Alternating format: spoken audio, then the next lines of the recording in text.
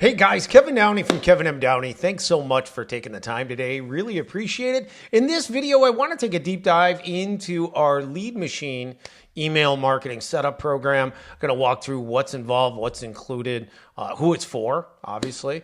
We're going to take a look at a couple of screens, including our knowledge base, where I can show you the different tech stacks. There's two main tech stacks that I'll build for clients as part of that program. But if you need inbound leads, there's no better way to generate leads than email. Cold email, when done correctly, is the single most powerful way to generate leads in a B2B organization. It does have to be done correctly. So let's walk through the program. That's our blue chip program, wrong sheet. There we go. All right, lead machine email marketing setup program. Okay, so I did email for clients as part of our agency. We've been around for 10 years recruiting talent, building business development processes, training reps. But about 8 years ago, I started doing email for us as an agency, learned how to do it, failed a little bit in the beginning. And I'll talk about that. And then started doing it for clients. I built that client base, not only building structure, but infrastructure, but managing. And then I had one of our clients come to me and ask if they could buy that arm or that part of my agency. And we sold it, right? So it was great thing for us, great thing for them. They're having great success. But one of the things as part of our deal, one thing I can do is I can still consult and build infrastructure for clients. The only thing I can't do is manage clients on an ongoing basis. Otherwise, I have to refer the client to them. The funny thing about email is that the difficulty is all in the setup. It's all in the infrastructure, right? Once you understand how it works and how to build the infrastructure, which I take care of for you as a client, I get it all set up, write the email copy, take care of the list, load the list, do everything on the setup and turn it on. The management takes no more than 15 minutes a week. I mean, typically 1 to 2 hours a month would be the norm. It's very easy to manage, very easy to run. It does depend on the tech stack a little bit. But let's walk through this program really quick, and then I'm going to show you some details. Okay. Lead machine email marketing setup program. It's a one-time setup fee, $5,600. We split that up into two payments. We get a deposit, $2,800, 50%. Then the other $2,800 is due within 30 days. Okay. We do the complete turnkey email setup, ability to send 6,000 outbound emails a day. You can layer this. There is no limit. You literally can layer this and keep going as far as you want to go. When I was managing for a client, our biggest client, I was over 7 years for them. They were at their peak, were sending 36,000 emails outbound a day. Very effective. I know over the time period, over 7 years, it drove them over 10,000 leads, which is pretty amazing, right? They had a pretty decent sized sales team though, of course. So those leads were distributed amongst a number of sales reps. But anyway, it includes complete email infrastructure setup, domains, DNS settings, email addresses, email API or server. I'm going to show you that in a second, and campaign management system. We bring in 50,000 contacts with verified email addresses. So we build that custom. I'll show you what that looks like here in a second. And then email copywriting is included. And of course, unlimited support for 90 days. I'm not managing in the long run for you, but I'm going to show you how to manage it, because once it's set up, again, the management is so simple. You're talking 1 to 2 hours a month. But that's what's included in the program and what it looks like. Okay, so how do we do email? So this is from our knowledge-based B2B email marketing documentation and training guide. You have access to this. You don't really need it. This is something I just publish for people on a philanthropic level to help them if they want to do it themselves. Okay. So let's take a look at the two tech stacks. So remember, when we're doing email, you've got the biggest problem with email for B2B companies. And I looked at probably over 8 years, I looked at setups within companies when they came to me, probably 250 different setups. I only saw 3 good ones in that time. 2 of them were done by small business CEOs, owners, and 1 was done by a combination of a CRO and their VP of marketing, who really took a deep dive into email and learned how to do it. And they did a nice job. Otherwise, almost everybody gets it wrong. They get it wrong on a number of levels, because you need 3 things, right? You need a targeted list, which is the easy part, right? You need the infrastructure to send the volume, because you got to have volume. Most companies don't do that correctly. And then you have to have the copy, right? The strategy from a copy standpoint to elicit response, which also companies get wrong because they do traditional sequences and try to market to people and drive them to pages, which doesn't work, right? On a couple of different levels, okay? So let's talk about infrastructure first. I'll go to list last because that's really the easy part. Just going to show you an example. But you know, you got two different tech stacks that we deal with to send volume, right? Because like the biggest problem for most B2B companies is they use their CRM, and there's 1,500 live CRMs, almost all in the world. Almost all of them do email. The problem is everybody connects their in-house email boxes, their sales reps mostly, to the CRM and do email through their main domain and using Google Workspace account or Microsoft 365 Office, right? Problem with that is a couple of things. Number one, you should never be doing cold email from your main domain under any circumstances, right? That's number one. Going to damage your domain no matter what, right? It's going to happen. It's guaranteed, 100%. The other problem is that you can't send any volume. You're sending them right through, and you're violating their terms of service. So you're going right through Google or Microsoft server, and you can only send so many or you're going to get suspended. Right, so you can only send 25 to push the envelope 100 or so a day. You're never going to generate leads consistently sending that kind of volume, right? You got to send thousands a day. Got to. That's like the bare minimum. Okay. You also need the prospect list to be able to do that. Right. And I talk about this in other videos when cold email makes sense to do in volume and when it doesn't. Right. Most of the time it does. If you have nationwide reach for your business in B2B, it pretty much always does. Not always, but pretty close. Okay. So you're looking at two infrastructure setups. You're looking at Apollo. I'm going to show you this one. Apollo plus email API. Okay. Remember that cold emailing through the email APIs you can connect on Apollo is not technically allowed, but it does work. 6,000 outbound emails a day. That's per email address and domain. You're running warming emails against that to hold reputation as best as possible.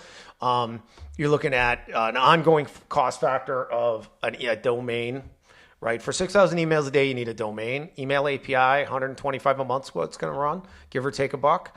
99 a month for Apollo on the professional level and doing it monthly. And then prospect data, technically, I think it's 2.5 cents on Apollo. You might have another source that's less expensive. If you're using Apollo for the campaign management system, you might as well do the data in Apollo because it's reasonable enough. And yeah, it's a powerful system, probably the most underrated platform out there for B2B companies. I think they misunderstand just how powerful it can be when used correctly. Okay. And then the other tech stack that you can use, and this would be more for a long-term play. I would consider this more of a brute force model and way that most setups that I do for clients starts. They do this and it's because it's easier to manage, easier to run. I'm going to show you what a campaign looks like. And it's very powerful and it's low cost, right? It costs almost nothing. There is nothing that's going to compete with email when it's done correctly as far as cost per lead. Nothing. No rep can ever compete with email. It's not possible. Okay. Trade show maybe when you can do them, cost per lead, and certainly webinars when done correctly can be a very low cost per lead. But those are always intermittent. They are not consistent. The only consistent lead generation in B2B is high volume email and reps doing prospecting. And reps can never compete with email when it's done correctly. But sometimes you have to have reps because sometimes you have lists that just aren't big enough to take advantage of email. All right. But in addition to this brute force kind of setup, and again, that's more common in what I do for clients, partly because of cost, also because of simplicity. You can combine MailReef as a server with, say, SmartLead or Instantly. I'm not an Instantly guy, but SmartLead and Instantly. Email Bison's another one that's come along. All are good. You connect them to MailReef. This is a different kind of structure, and it's long-term structure build. So you're doing a multi-domain, multi-email address setup to send 50,000 cold emails a month, 2,500 a day per server. And you're looking at 20 domains, 100 email addresses. And this is what the cost factor would be right now using MailReef and SmartLead. The campaign management system, which is SmartLead. And then obviously your data, probably build in an Apollo, pull it out, bring it in, right? This is different because you're only sending 25 cold emails per email address per day. But you're running warming emails on a 1-to-1 ratio against those, and it's all automated within the systems. Once you build a structure, it's running. It runs itself. right? But you're spreading everything out, right? But the trick, and this is similar to what you might do in a CRM, except that the advantage to this isn't where the CRMs all fail, is you're connecting all 100 email addresses to the single campaign. So the email is the same that's going out from all 100 email addresses. And it's all coming into one inbox, but the sending is distributed over 100 different email addresses. That kind of setup, especially if you use spin taxing, is your long-term email infrastructure setup, right? I do this for clients sometimes, but it depends on their experience level, but most companies are going to want to opt for this due to cost, number one, and also, again, simplicity to manage, okay? All right, let's take a quick look at, we're just going to look at Apollo. I don't want to dig into MailReef and Smart Lead today, but let's look at Apollo connecting to an email API. Here is what a campaign looks like. So this is, I've got to move myself out of the way here. This is, once it's set up, once I do set up for a client, this is the complexity of maintaining this campaign. Probably once a month, you're going to click this button. We're going to add a step. Let's say we're going to do a 20-day spread, which is a month because it's business days. Okay, we're going to click continue. And we're screen sharing and recording video, so this a little bit slow. Sorry about that. But this is what, if we're not recording video, this doesn't go this slow. Okay, let's get this out of the way. And we click this, and we're going to load this email. We're going to link it. We don't clone it. We just link it. Puts the email as part of the sequence, which I hate that name. And you now have the next email. Turn it on, and you're done. Other than saving some credits and loading into the campaign, that's managing email 101. Once I get the setup done, the technical infrastructure complete for you, that's what's involved once a month in managing an email campaign. That's it. That's how easy it is. That's why setup actually makes the most sense. Pay for the setup and the expertise and the list and all of the things in copywriting, and then just you manage it yourself. It's so easy, right? And again, I work with clients for up to 90 days. This is so simple. Once you get through the first couple of weeks, you're going to be like, oh my gosh, this is so easy, right? So you just then add the next step, and basically everyone that does not reply to this email or unsubscribe then funnels down to that next step. And they get the next email. And we can build email templates so they're a little bit different. We change the subject line on each email, for example, and rotate 4 to 5 different emails. But otherwise, like, that's it. That's all there is to it. That's what email 101 is. You just got to have the structure to send the volume, right? And again, that's the trick in all of this. This is a cold list for a rep. Here's an example of someone, if we were going to target just this audience, where cold email doesn't have any value. It's too small of a list. You need to have tens of thousands of people to go after, right? Preferably 100,000 plus, right? But let's say we've got somebody in the print space, direct mail, wants to target tree services, right? Tree service companies.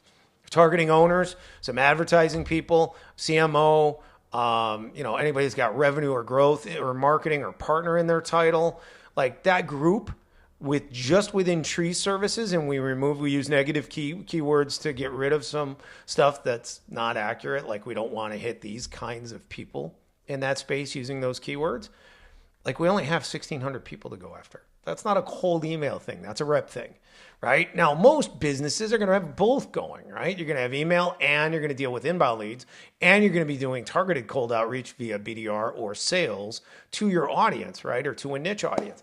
But the reality is, in some cases, email's the thrust of what we're using. In some cases, it's purely a rep thing. It's cold outreach like this list. This is a rep thing. All right, now let's take a look at extreme opposite list. And this is just a very, very vague list. I can't say I've ever had anyone that would target this specifically, but let's just say we wanted to target every business owner from 1 to 5,000 employees, the start of enterprise. So you're going from small business through mid-market. You have 1.2 million people to go after. Is email the right solution for this audience? Absolutely. You could build a tech stack and layer however many. Let's say you're using Apollo with an email API, 125,000. You need 10 domains and email addresses at 6,000 a day to attack that 1.2 million once a month. That's going to bring you a lot of leads, right? So we're targeting only owners, for example, right? 1 to 5,000 employees. We remove certain things, and that's a big list. The total list of owners in the United States, by the way, that owner, founder, co-founder, CEO, and president, that stuff, you're looking at 1.4 million total. Okay. So I'm obviously eliminating a little bit here for certain in certain respects, but it's 1.4 million. There's a lot of owners to go after. Half of them are 1 to 10 employees. So lots and lots of small business, no employees, just an owner, just a handful of employees, stuff like that. Okay. So you've got both extremes there we were looking at, right? And it's all customization to build a list of companies and people. For email, for example, we're using a combination of industry and keyword.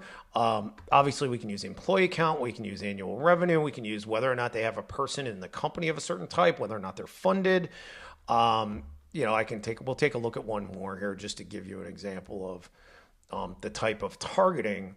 Like, let's just say we want to target, we use keyword plus sales, for example, keyword but no sales rep in the company. Let's say we want to target all owners with funding, only companies that have funding, right? That are funded in some way, shape, or form. So here's all the owners from 1 to 5,000 that have funding, right? They're funded. Seed, angel, right? Series A, B, C, D, so on and so forth. Right? That's this list. That's the list of owners, right? And you got almost 100,000. That's an email thing. Sure. Could have a rep do very targeted cold outreach to a niche, narrow list of an industry within this, say software, for example. But at the end of the day, this is an email thing, right? You got enough people that it makes sense to be using cold email in high volume. Okay. So hopefully that helps you. If you have any questions, you want to reach out to us, you want to get on a call. The most important thing when we talk about building email, but also business development setup or process for you as an organization is honestly to do a call with me, and it costs you nothing. And we look at prospect list, because that really defines your setup for your cold outreach. Is it rep driven? Is it email driven? Is it both? Right? And the only way you're going to know that is by building the prospect list first. And that's where everything has to come from. Okay. If you have any questions, reach out to us. Upper right-hand corner of the website, you can schedule a call. Click that button. Schedule a call. Let's jump on a call. Look at, what do you do? Who is your target audience? Let's look at the prospect list size. We'll build it on Apollo right on the call if we're doing a screen share. If we're doing it on a phone, I'll build it after the call, send you a video. Just like this, right? And show you what that list looks like. Then we make a decision, okay, what do we need to do as next steps? Are we going to do an email setup? Are we going to go find a rep that can generate leads for us and appointments? Do we need to go hire just pure salespeople, right? Okay, so anyway, hopefully we can help you. Best of luck in business in 2026, and we'll talk to you soon.